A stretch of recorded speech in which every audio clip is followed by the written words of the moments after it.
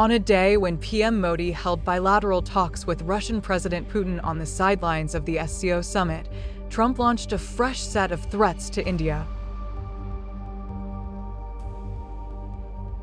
Taking to Truth Social, U.S. President Donald Trump called the India-U.S. trade relationship a totally one-sided relationship.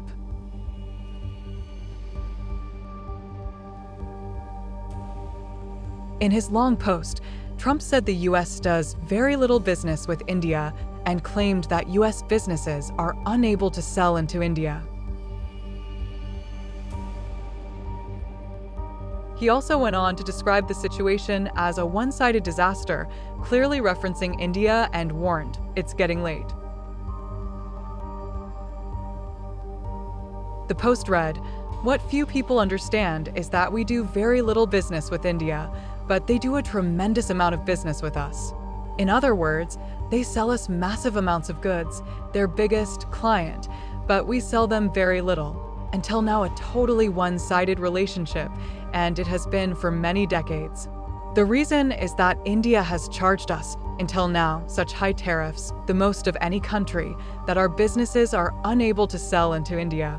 It has been a totally one-sided disaster. Also, India buys most of its oil and military products from Russia, very little from the US. They have now offered to cut their tariffs to nothing, but it's getting late.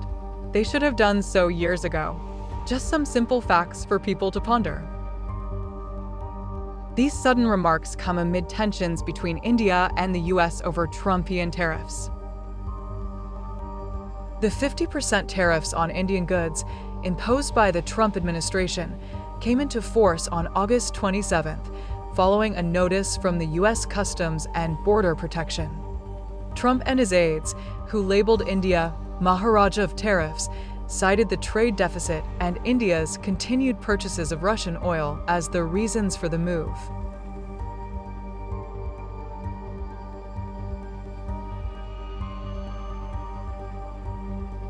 Debunking Trump's assumption, research by a Kyiv-based oil market analytics firm showed that India is the largest supplier of fuel to Ukraine.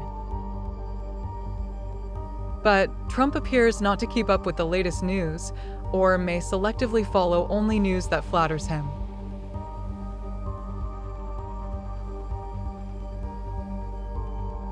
It seems he's irked by India's powerful presence at the SCO Summit, backed by Russia and China.